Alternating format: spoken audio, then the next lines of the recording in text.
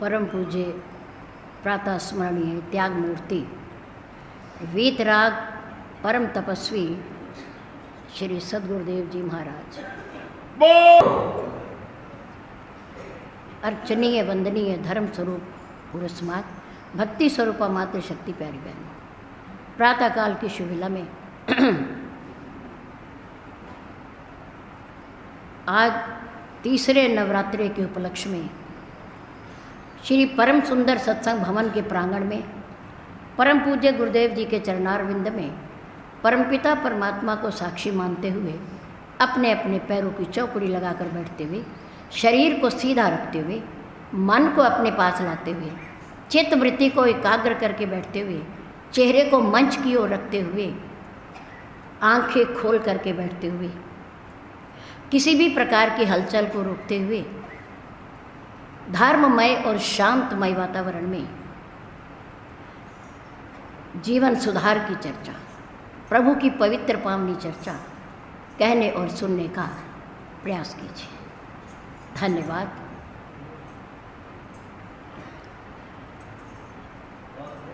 भगवान के द्वारा दिए गए इस सुंदर उपहार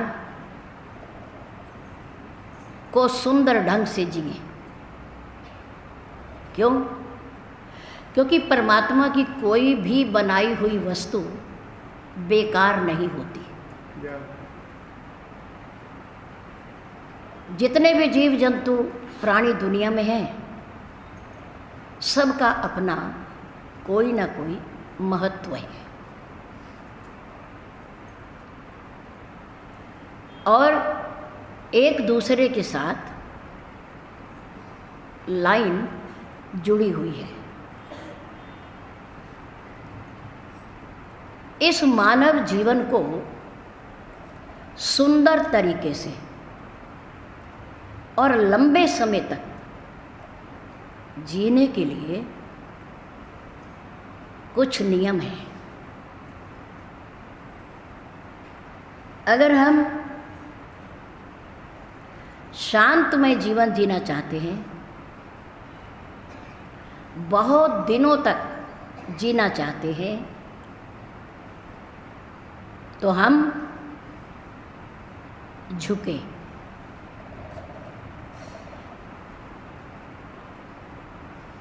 झुकने से जिसके आगे झुका जाता है वो आशीर्वाद देता है, प्यार देता है, अपने पुण्यों में से कुछ न कुछ पुण्य जरूर देता है। झुकने में बड़ा लाभ है। बड़ों के आगे झुके, पूज्य गुरुदेव के आगे झुके, माता पिता के आगे झुके और गुरुजनों के आगे झुके, देवी देवताओं के आगे झुके। झुकने वाला कुछ न कुछ प्राप्त जरूर करता है।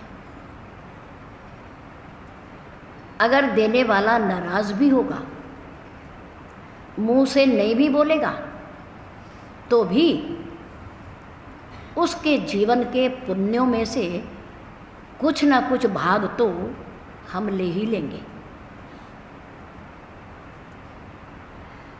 तनाव मुक्त जीवन जीने के लिए आज के युग में, विशेषकर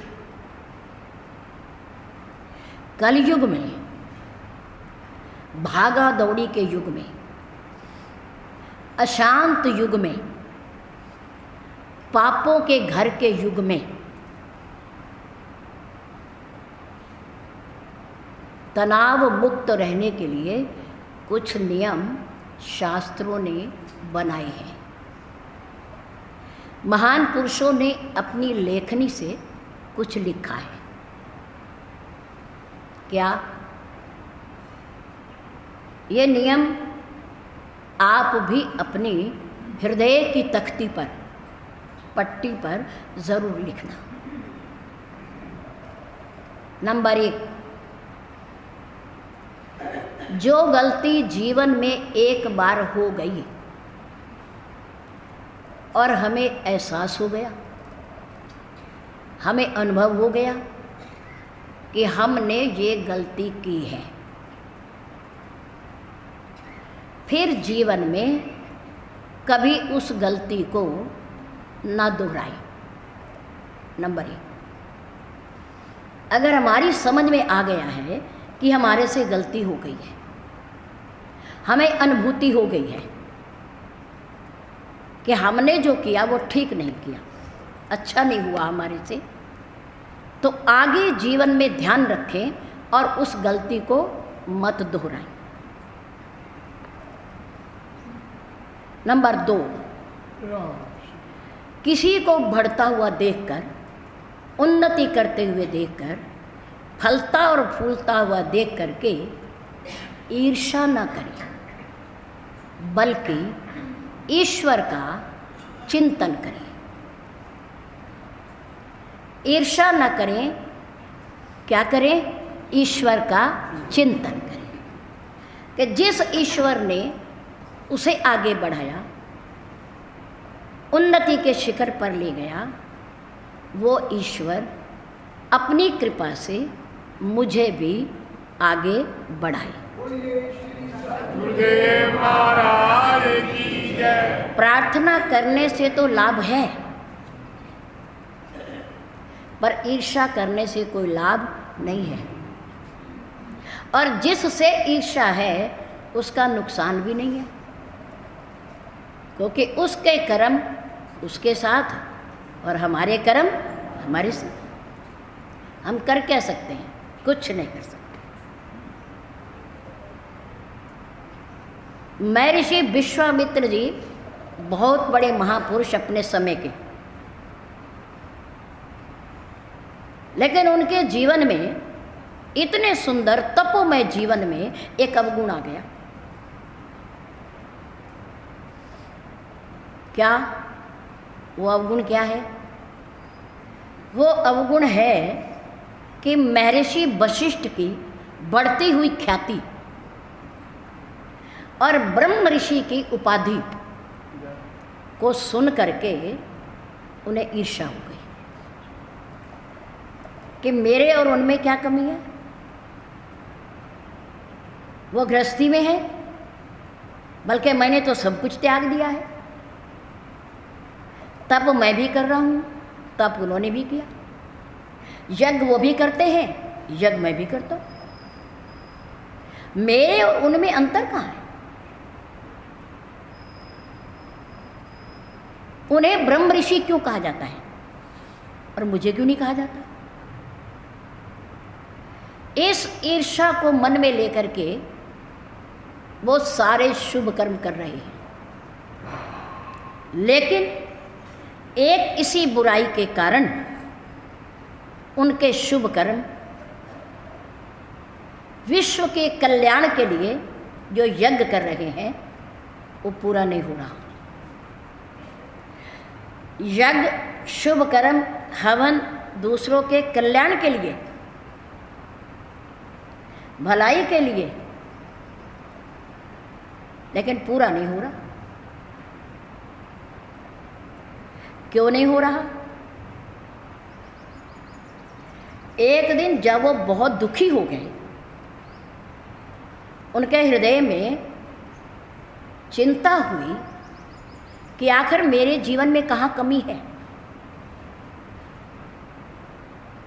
कि मैं निस्वार्थ भाव से जगत के कल्याण के लिए यज्ञ कर रहा हूँ, हवन कर रहा हूँ, आहुति दे रहा हूँ, फिर भी सफल नहीं होता। तो अंदर बैठी हुई अंतरात्मा, परमात्मा का स्वरूप, उन्होंने प्रेरणा की। विश्वामित्र,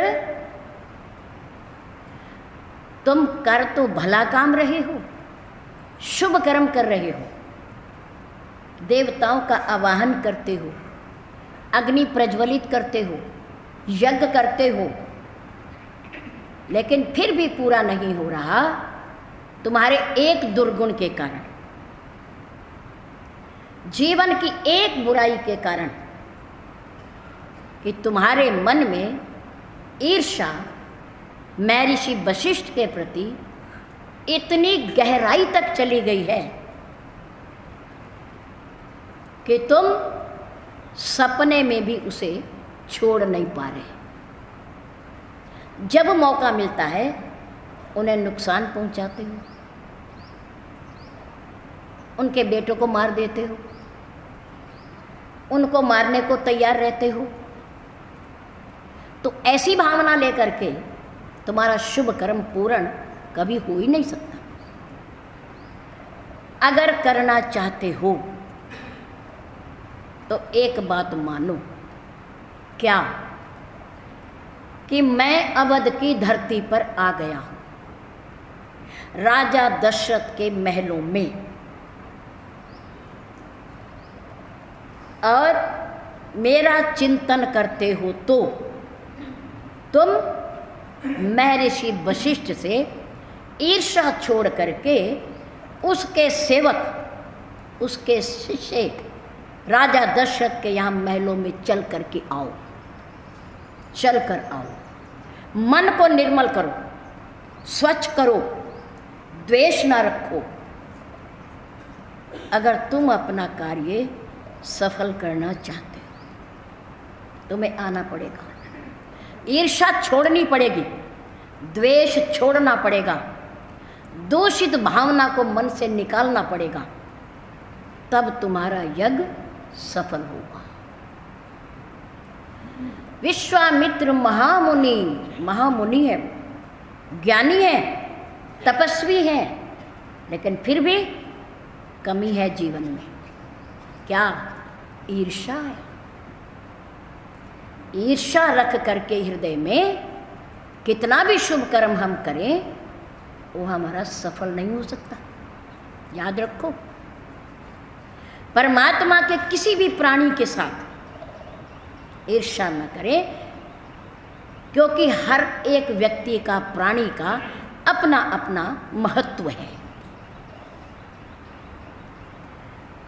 विश्वामित्र महामुनि ज्ञानी, बसई विपिन शुभ आश्रम जानी, गाधी तने मन चिंता व्यापी, हर बिन मरही ना निश्चल पापी। प्रभु राम ने कहा, देख मेरे बिना तेरा कार्य सफल होने वाला नहीं है, और मुझे पाना है तो तुझे यहाँ आना पड़ेगा, ईर्ष्या छोड़नी पड़ेगी। दुर्गुण देखना बंद करो, गुण देखो, गुण दृष्टि बनाओ अपनी, दोष दृष्टि छोड़ दो। गुण और दोष हर में होते हैं, सभी में होते हैं, क्योंकि इस सृष्टि की रचना द्वंद्वमय है। जहां अगर 99 गुण हैं तो एक दुर्गुण जरूर होगा। 100 अच्छाइयां हैं तो उसमें एक बुराई जरूर होगी। पूरी सृष्टि में जोड़ा, पति पत्नी का, माता पिता का, भाई बहन का, दिन रात का, आने जाने का, मिलना बिछुड़ने का, यहाँ द्वंद्व है। दोष के साथ गुण भी हैं और गुण के साथ दोष भी है। भगवान राम ने हृदय के अंदर प्रेरणा की, ईर्ष्या छोड़ो, मेरा चिंतन करो, मेरा ध्यान करो, और महर्षि वशिष्ठ के प्रति गुण बुद्धि रखो, दोष बुद्धि ना रखो। तुम्हें आना पड़ेगा यहाँ। गाधी तने मन चिंता व्यापी, हर बिन मरही ना निश्चर व्यापी। लगता है मुझे ये निशाचर, ये राक्षस जो यज्ञ को अपवित्र करते हैं, ये प्रभु के बिना नहीं मरेंगे। मन में निश्चय हो गया। विश्वामित्र जी ने कहा, कोई बात नहीं, अगर ईर्ष्या का त्याग करने के बदले मुझे ईश्वर मिलता है तो मैं ईर्ष्या का त्याग जरूर करूंगा, जरूर करूंगा। यही मिस देखूं। प्रभु को लाने के बहाने यज्ञ को सफल करने के लिए मैं यही मिस देखूं प्रभु पद जाई, कर बिनती आनौ दो भाई। ज्ञान विराग सकल गुण ऐना, सो प्रभु मैं देखब भरी नैना।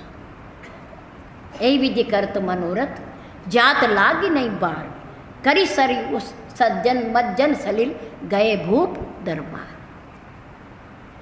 ये विचार मन में, राम को देखूंगा, ज्ञान की मूर्ति, बैराग की मूर्ति, राम और लक्ष्मण के दर्शन करूंगा, उन्हें मिलूंगा। वो कैसे होंगे, कैसे होंगे? मैं राजा दशरथ के महलों में जरूर जाऊंगा। अब मेरे मन में ईश्वर का चिंतन है, वशिष्ठ के प्रति द्वेष नहीं है, ईर्ष्या नहीं है। मेरी भावना बदल गई है, मेरा मन परिवर्तित हो गया है प्रभु की प्रेरणा से। ऐसे मन की भावना बना करके महर्षि विश्वामित्र जी गांगोल की पवित्र धरती से मेरठ के पास, परतापुर के पास पैदल चले और कहाँ पहुँचे? अयोध्या जी पहुँचे। मन थकता है, मन थकान का अनुभव करता है। पैदल चले, नंगे पैर चले, मेरठ की धरती से चले और अयोध्या तक पैदल गए, लेकिन रास्ते में थकान का अनुभव नहीं हुआ। क्यों नहीं हुआ? क्योंकि उनका मन उनके पास नहीं था। उनका मन उनके पास नहीं था। कहाँ था? प्रभु के चरणों में, प्रभु श्री राम के चरणों में उनका मन लगा हुआ था। मन के रथ पर सवार होकर के जा रहे थे। यही विधि करत मनोरथ, जात लाग नहीं बार, करे मज्जन सरयू सलिल, गए भूप दरबार। राजा के दरबार में पहुंच गए, ईर्ष्या का त्याग कर दिया। और राजा भी हैरान कि आज अचानक बिना बताए, बिना सूचना दिए महर्षि विश्वामित्र आ गए और मेरे दरबार में, जहां महर्षि वशिष्ठ बैठते हैं, आज अचानक क्या हो गया है? विचार कर रहे हैं। महाराजा दशरथ सोच रहे हैं, आज प्रभु राम से महर्षि विश्वामित्र जी का मिलन होगा। क्यों? आज तक क्यों नहीं हुआ? इससे पहले क्यों नहीं हुआ? क्योंकि हरि व्यापक सर्वत्र समाना। परमात्मा तो सब जगह है। परमात्मा मेरठ की धरती पर भी था, परमात्मा परतापुर में भी था, परमात्मा गंगोल की धरती पर भी था, परमात्मा जहाँ वो बैठकर यज्ञ कर रहे थे वहाँ भी था, लेकिन वहाँ नहीं मिले। क्यों नहीं मिले? क्योंकि जिसके प्रति ईर्ष्या है, द्वेष है, प्रभु उसी के क्षेत्र में बैठे हैं, उसी के क्षेत्र में बैठे हैं, सर्वव्यापी होते हुए भी। प्रभु ने कहा पहले इसे खत्म करो, भाव सुंदर बनाओ, मन निर्मल करो। भले ही मैं सब जगह हूं, पर यहां मिलूंगा मैं, तुम्हें आना पड़ेगा। विश्वामित्र को भगवान राम कैसे मिले? जब उन्होंने ईर्ष्या छोड़ करके ईश्वर का चिंतन किया। नंबर 3,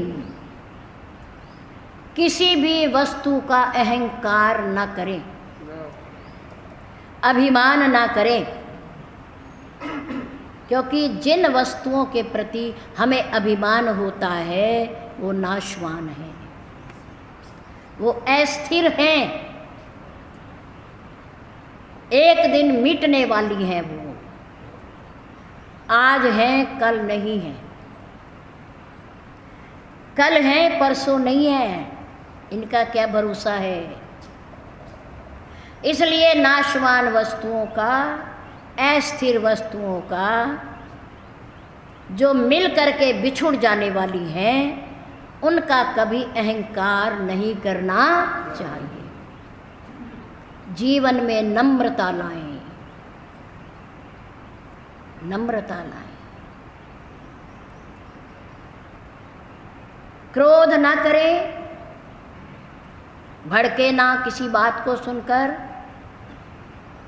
क्योंकि क्रोध एक पागलपन है। क्रोध एक अग्नि है। क्रोध पहले आता है और पश्चाताप बाद में होता है। क्रोध पहले स्वयं को जलाता है, फिर सामने वाले को नुकसान पहुंचाता है। क्रोध कभी ना करें, क्योंकि क्रोध से कभी कुछ हासिल होने वाला नहीं है। परशुराम जी को शिव धनुष टूटने के बाद क्रोध आया। काम बिगड़ने के बाद हमेशा क्रोध आता है। और मन में यदि ये विचार लें कि जो हो गया सो हो गया, अब ये बनने वाला तो है नहीं, तो क्रोध किस बात का? क्यों जलें और जलाएं किसी को, हैं? परशुराम जी को क्रोध आया शिव धनुष टूटने के बाद।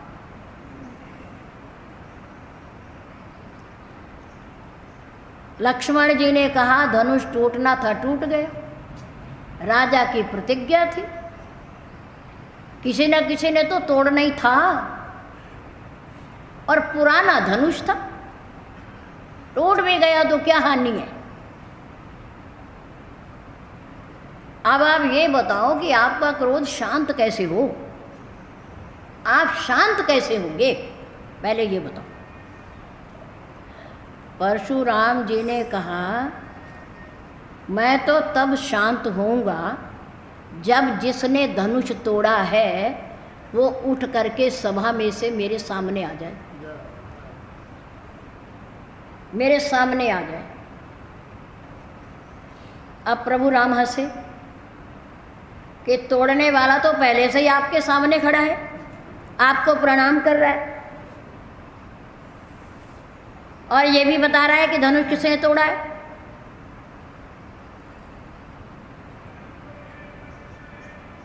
अब प्रभु ने कहा कि नाथ शंभुधन भंजनिहारा होय है कौ एक दास तुम्हारा। इतनी सभा में, इतने राजाओं की सभा में धनुष तो किसी एक ने ही तोड़ा है, और जिसने तोड़ा है वो आपका सेवक ही होगा, आपका दास ही होगा। तो इतनी बड़ी सभा में आप अपने दास को, सेवक को नहीं पहचान सकते? आपके पास अंतर्दृष्टि नहीं है कि आप देख सको इतने बड़े महापुरुष, भगवान के 24 अवतारों में से एक अवतार, कि धनुष किसने तोड़ा? नहीं पहचान सकते, नहीं पहचान पाए। क्यों नहीं पहचान पाए? क्योंकि क्रोध रूपी अग्नि अंदर जल रही है, पागलपन सवार है। राम के सामने खड़े होने के बाद भी पहचान नहीं रहे, पहचान नहीं रहे। आखिर भगवान ने कहा ये लड़ाई खत्म कैसे होगी?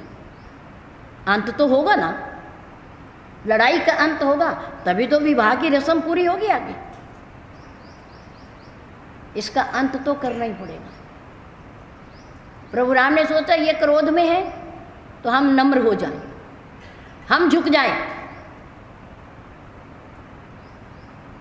प्रभु राम ने कहा स्वामी और सेवक की कैसी लड़ाई, स्वामी और सेवक की कैसी लड़ाई।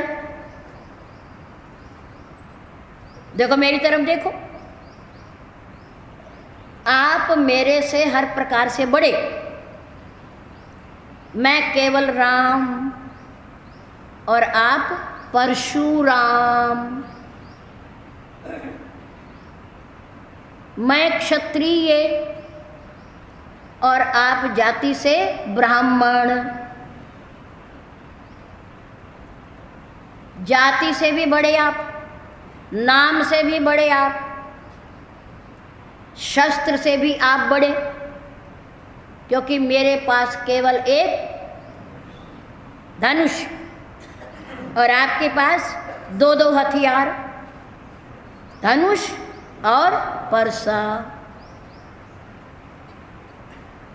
आपके पास दो हथियार, इसमें भी बड़े, वीरता में भी बड़े, जाति में भी बड़े और नाम में भी बड़े।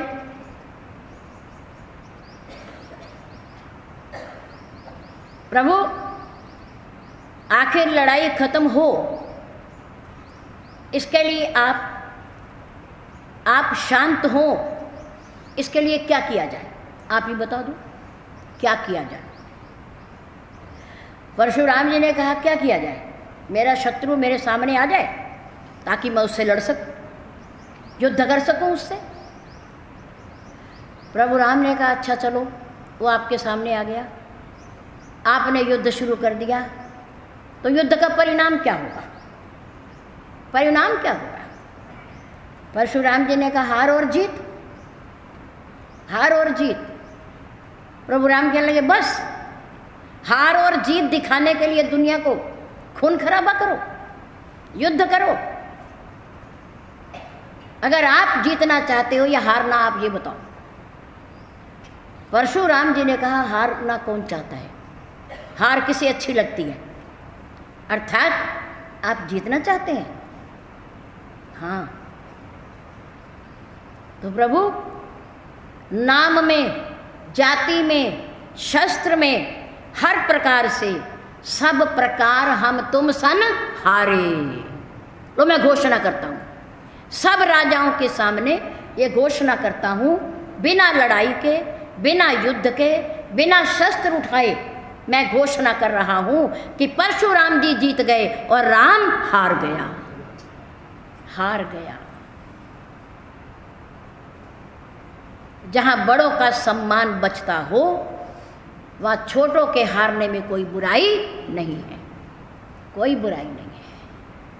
सब प्रकार हम तुम सन हारे, नाम में हार गए, शस्त्र में हार गए, जाति में हार गए, हर प्रकार तो हम पहले से ही हारे हुए हैं। और युद्ध करके आप क्या करोगे? हमें कहाँ हराना चाहते हो? जब ऐसी घोषणा मेरे राम ने की खड़े होकर के, और उनके सुंदर मूर्ति के परशुराम जी ने दर्शन किए, तो अंदर की आंखों के, नेत्रों के पट खुल गए। ज्ञान हो गया कि मेरे सामने कौन खड़ा है,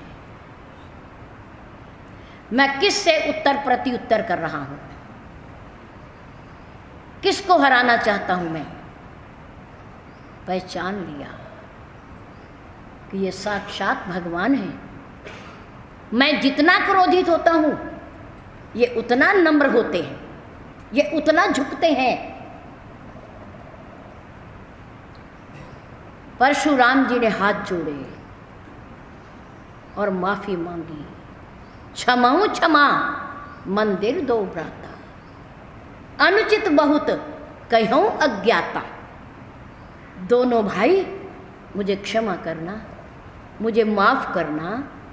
अज्ञानता बस, क्रोध की अग्नि के कारण, इस पागलपन के कारण मैंने आपको बहुत कुछ ऐसा कह दिया जो नहीं कहना चाहिए था।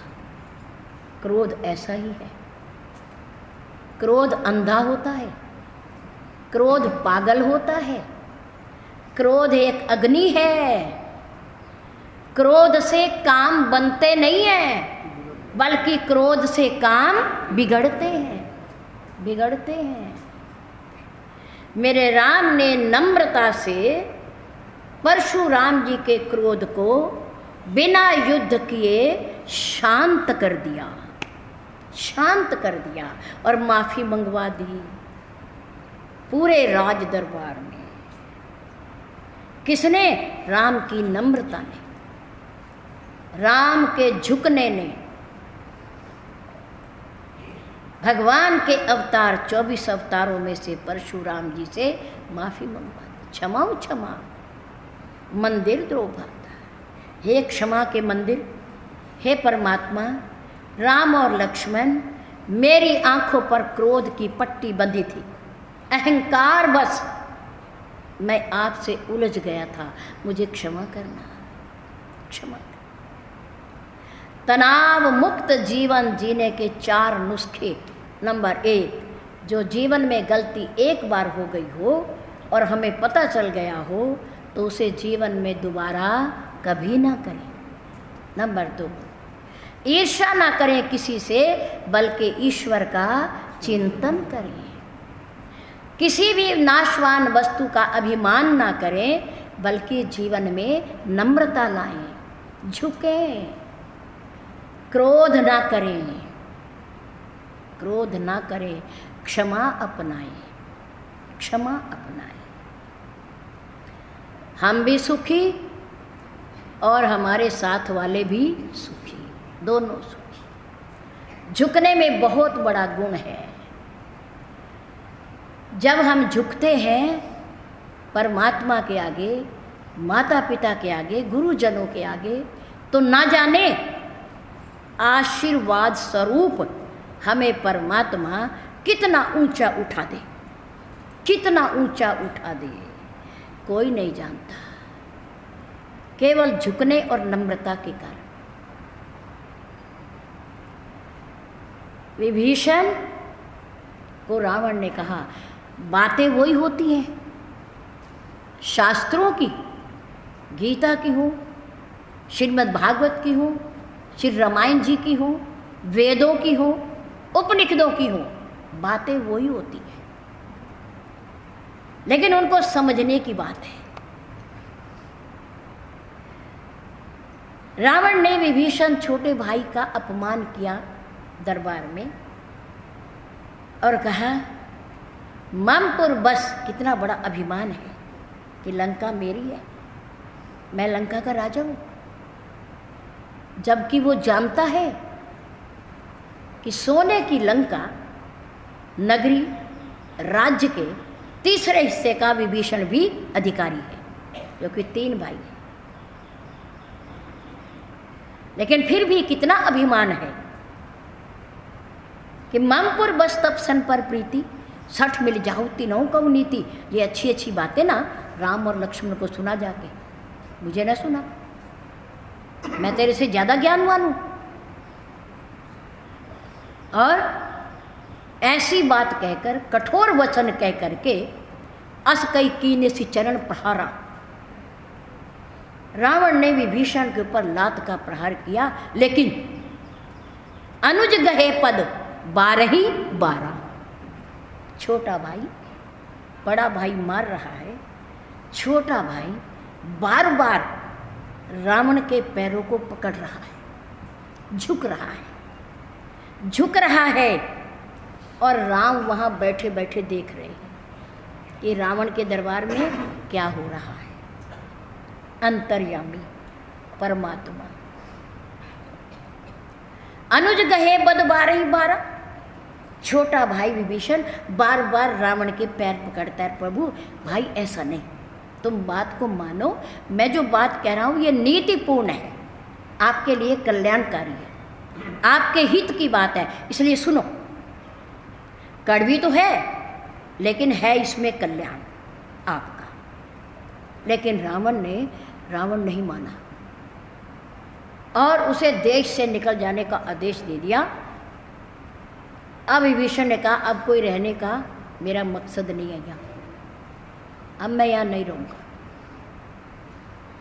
रावण से विमुख होकर, राम के सम्मुख होकर लंका को छोड़कर विभीषण चला। देखो, विचार करो कितना आनंद है। घर में कभी टकराहट हो, घर में कभी कलह हो, घर में कोई हित की बात ना मान रहा हो, तो क्रोध बढ़ाने से कोई फायदा नहीं है, लड़ाई को लंबा करने से कोई फायदा नहीं है।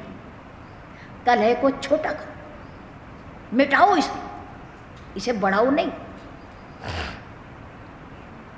संसार से विमुख होकर के कि हमारी बात नहीं मान रहे, मैं इनके हित की बात कह रहा हूँ, भलाई की बात कह रहा हूँ, फिर भी नहीं मान रहे, नहीं चल रहे उस पर, तो छोड़ दो कहना।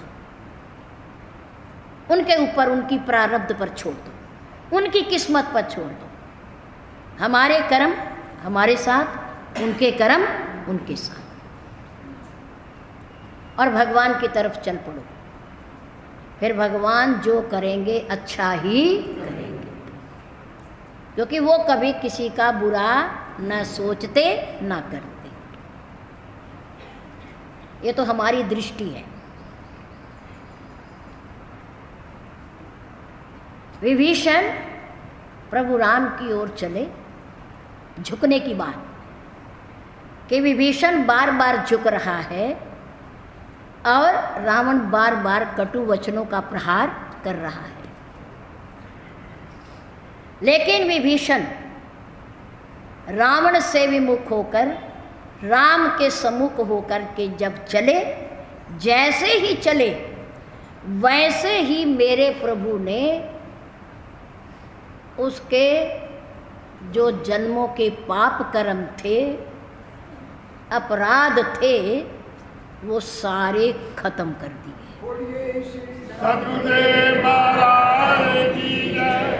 निर्मल मन लेकर के विभीषण वहां से चला, राम को याद करता हुआ चला।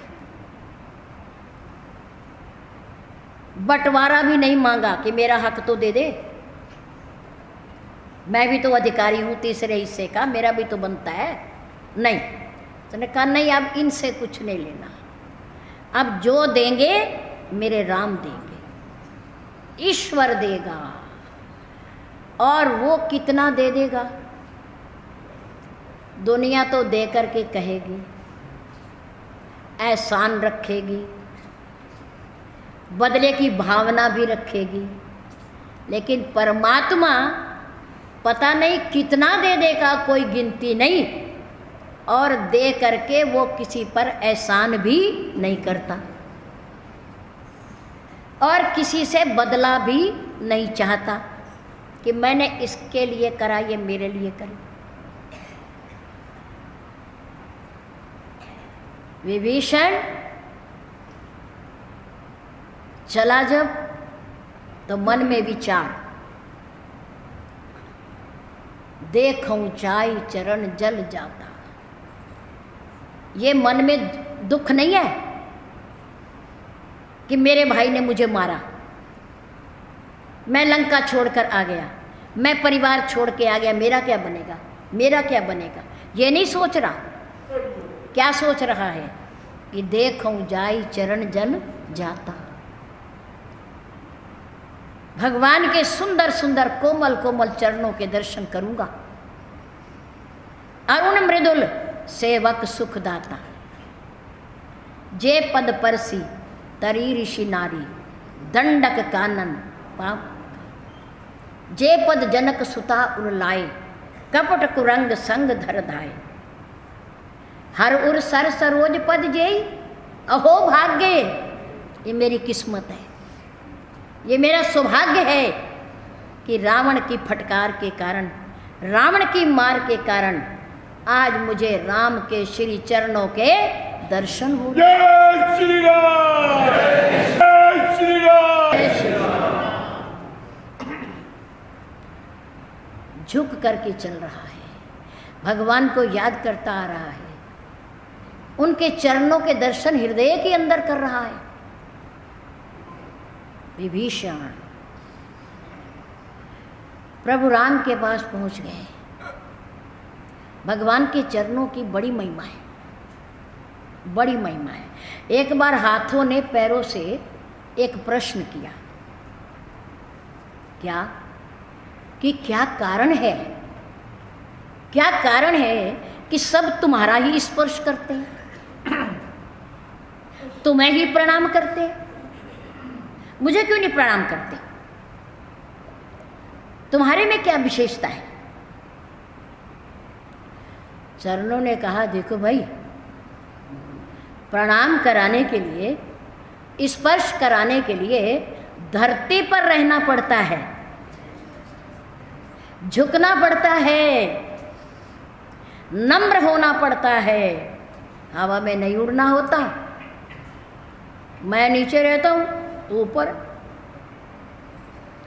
तुम ऊपर हो। तुम दुनिया को डराते भी हो, तुम दुनिया को धमकाते भी हो, पर मैं जमीन के ऊपर, मैं झुका हुआ हूं, इसलिए लोग मुझे प्रणाम करते हैं। भगवान के चरणों का बड़ा महत्व है, बड़ी महिमा है। आशीर्वाद तो हाथों से है, लेकिन प्रणाम तो चरणों में ही किया जाता है, तभी तो आशीर्वाद मिलता है। विभीषण जब चला तो भगवान के चरणों को याद करता हुआ, महर्षि विश्वामित्र जी जब चले तो भगवान के चरणों को याद करते हुए चले। उनका ध्यान, हाथों का ध्यान नहीं, मुखड़े का ध्यान नहीं, चरणों का ध्यान करना है। भक्त भी भगवान के चरणों का ध्यान करता है। क्यों? क्योंकि जब भक्त पुकारेगा तो प्रभु कोमल कोमल चरणों से भागते हुए उसकी रक्षा करेंगे, रक्षा करेंगे। विभीषण भगवान राम के पास पहुंच गए। अभी प्रभु ने पूछा नहीं तुम कैसे आए हो, कैसे आए हो। दूर से दंडवत प्रणाम करते हुए, प्रभु मैं नहीं आया, मैं अपने आप कैसे आ सकता हूँ? अगर मैं अपने आप आता तो अब तक पहले से आ गया होता। मैं नहीं आया अपने आप, और मुझे बुलाया गया है, मुझे आमंत्रित किया गया है। किसने किया है भाई? आपके संत ने किया है, हनुमान जी ने किया है। सुग्रीव कहते हैं प्रभु मेरे तो मत है कि ये भीषण शत्रु का भाई है, इससे मिलना नहीं चाहिए, इसे दरबार में नहीं आने देना चाहिए। प्रभु कहते क्यों? क्योंकि ये लंका की राजा रावण का भाई है, ये गुप्तचर भी हो सकता है, हमारा भेद भी ले सकता है और वहां जाके बता सकता है, हमारे रहस्य खोल देगा सारे वहां जा करके। हनुमान जी पास में खड़े हैं। हनुमान जी ने सोचा देखो ये सुग्रीव वही सुग्रीव तो है जो भाई के मार के कारण ऋष्यमुख पर्वत पर बैठा था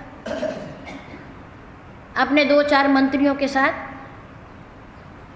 ये राजा बन गया, राजा राजनीति की बात करता है। ईंट का जवाब पत्थर से देना चाहिए। प्रभु मैं तो कहता हूँ इसे बांध लो, जैसे हमारे हनुमान जी को इन्होंने बांध लिया मेघनाथ में, आप भी इसे बांध लो।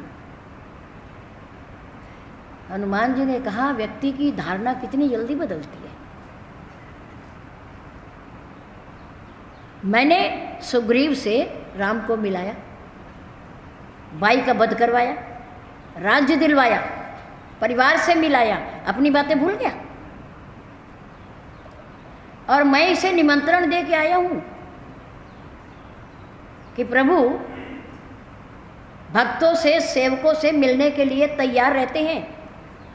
जब आपको मौका मिले, आपको पता चले कि इस दुनिया में कुछ नहीं है, सब नाश होने वाला है, सब क्षण भंगुर है, कोई साथ जाने वाला नहीं है। एक ईश्वर का चिंतन और भक्ति सच्ची है, वही साथ जाएगी। तो मैं आमंत्रित करता हूँ, जब भी तुम्हें होश आए, जब भी तुम्हें ज्ञान हो, जब भी तुम्हें अंतर के चक्षु खुले, तो आ जाना, आ जाना मेरे राम के दरबार में। उनके दरवाजे हमेशा खुले रहते हैं। उनके टेलीफोन की तार कभी बंद नहीं होती, कभी स्विच ऑफ नहीं होता, वो 24 घंटे खुला रहता है। आ जाना।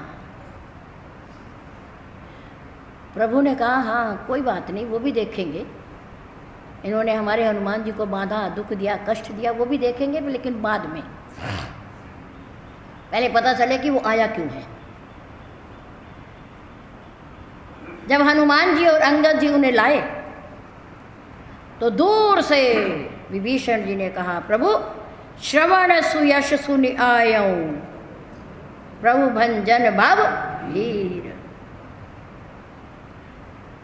जीवन की समस्याओं को परमात्मा सुलझाते हैं, कष्टों को मिटाते हैं शरण में आए हुए ही, अपने चरणों से लगाते हैं, सारे अपराध क्षमा कर देते हैं परमात्मा। मैंने ऐसा सुना है। श्रवण सुयश सुनि आयऊं, प्रभु भंजन भव भीर, त्राही त्राही आरत हरण। हे दुखियों के दुखों को दूर करने वाले, आरत में ना दुखी, मैं दुखी हूँ, मैं दुखी होकर आया हूँ आपके दरबार में, शरण में हूँ मैं आपकी, त्राही त्राही मेरी रक्षा करो, मेरी रक्षा करो प्रभु, मेरी रक्षा करो। आरत हरण चरण शरण, प्रभु आपकी चरण में आया हूँ मैं। संत को भेजा था, आपका सुंदर यश और महिमा उस संत ने मुझे सुनाई और उसी के बल पर मैं यहाँ आया हूँ। प्रभु नाथ दशानन कर मैं भ्राता, निश्चर वंश जन्म सुर त्राता। हे देवताओं के रक्षक परमात्मा, मैं उस दशानन का भाई हूँ जिस दशानन का परिचय आपको जटायु ने दिया कि नाथ दशानन यह गति कीनी, 63 जनक सुता हर लीनी, 100 दक्षिण दिशि गयों गोसाईनी।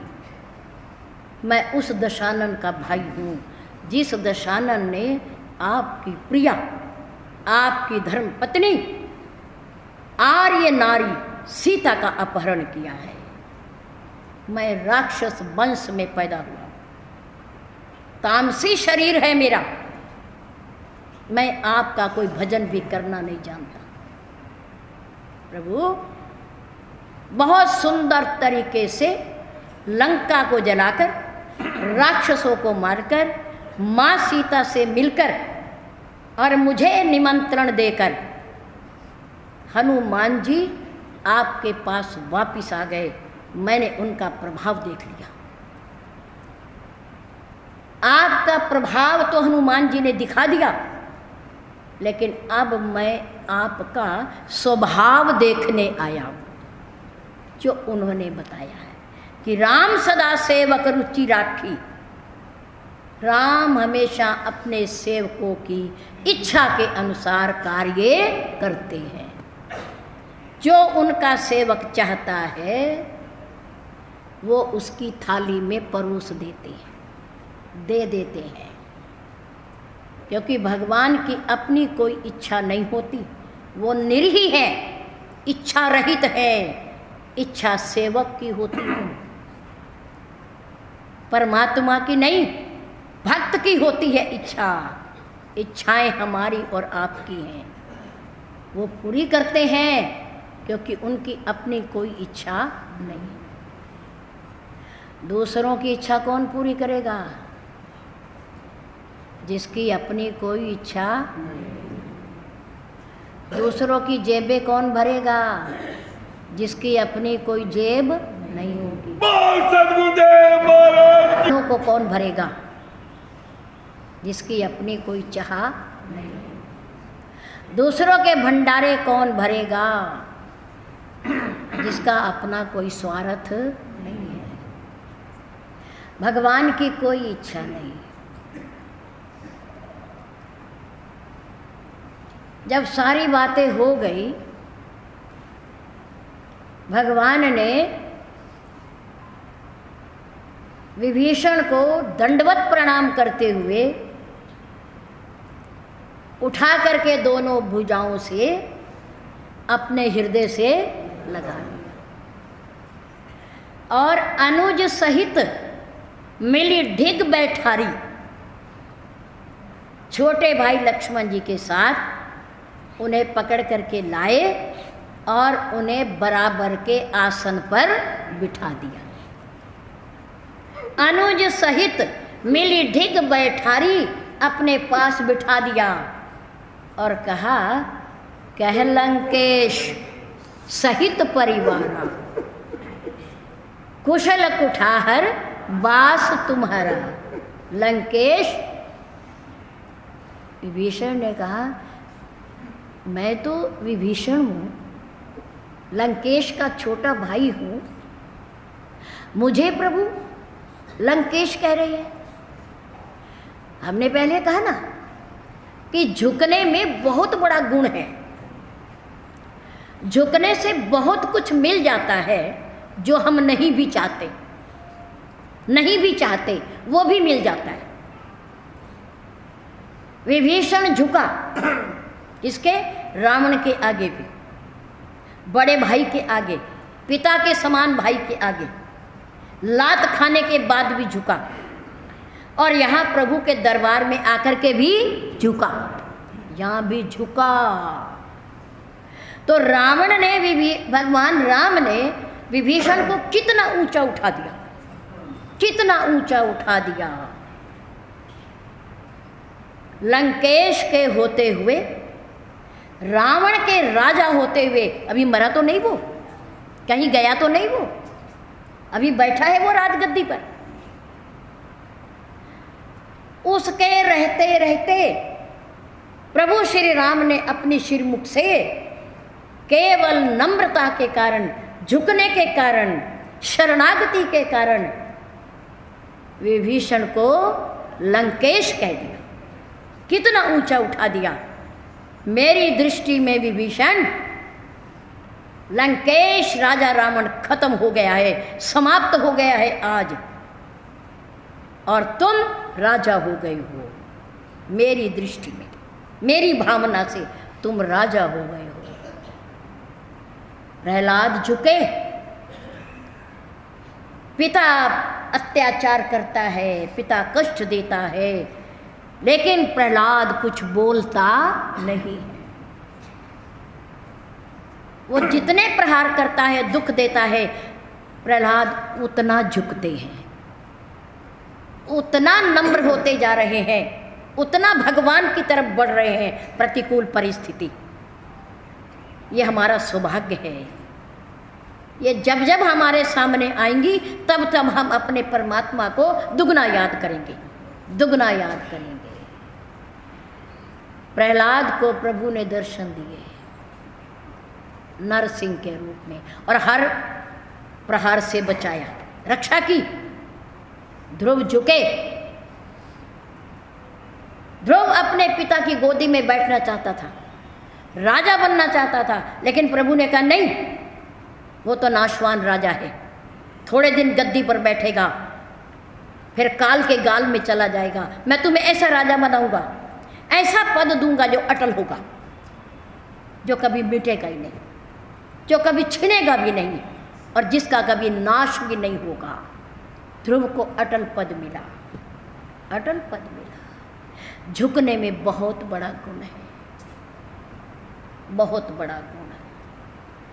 मनु और शत्रुपा भी झुके, राजपाट छोड़कर आए, परिवार को छोड़ करके आए, त्याग करके आए, और संतों के, महान पुरुषों के, भगवान के चरणों में झुके, झुके। परिणाम क्या हुआ? परिणाम बहुत सुंदर हुआ, जो आप सबके सामने आने वाला है, बहुत सुंदर। विधि हरि हरि तप देख अपारा, मनु समीप आए बहु बारा, मांगो बर बहु भांति लोभाए। बार बार आए, बार बार कहा मांग लो, मांग लो, बड़े बड़े प्रलोभन दिए। तुम्हें ब्रह्मा जी का पद चाहिए, तुम्हें स्वर्ग में इंद्र का पद चाहिए, तुम क्या बनना चाहते हो? देवलोक में जाना चाहते हो, मुक्ति को प्राप्त करना चाहते हो? बहुत सारे प्रलोभन दिए, लेकिन मनु उनके कहने में नहीं आए कि ये सब कुछ तो मैं छोड़ के आया, विषय भोगों की दुनिया, अब मैं फिर इनमें जाना नहीं चाहता, मुझे ये सब कुछ नहीं चाहिए जो तुम दे रहे हो, मैं नहीं चाहता।